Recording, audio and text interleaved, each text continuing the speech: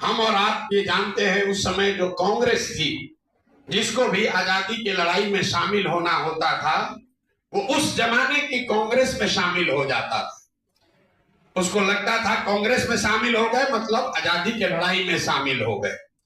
जिसकी जो क्षमता थी, कांग्रेस ऐसी व्यवस्था थी उस समय, आज वाली कांग्रेस नहीं, महात्मा गांधी वाली, वो तब ऐसी व्यवस्था थी कि जिसकी जो क्षमता थी, गिलहरी वाली या बंदर वाली, उसको उसके हिसाब से काम करने का अवसर मिलता था।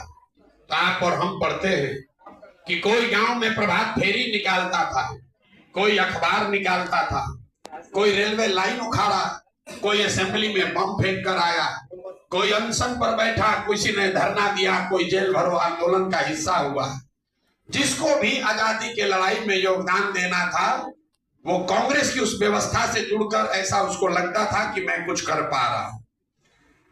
और उस समय की कांग्रेस में ये व्यवस्था थी, हम लोग पढ़ते हैं कि हर साल पूरे देश से लोग एक साथ बैठकर हर साल उस कांग्रेस के नेतृत्व का चुनाव करते थे। आजादी से पहले कांग्रेस में अध्यक्ष के चुनाव का जो कार्यकाल था, वो 1 साल 4 महीने था एवरेज।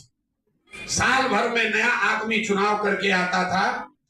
1 साल में लोग तय करते थे कि अगले साल पूरे 1 साल आजादी का लड़ाई किन मुद्दों पर लड़ा जाएगा, कौन उसका नेतृत्व करेगा, कौन उसको सपोर्ट करेगा। और ये सतत काम हर साल दर साल किया गया।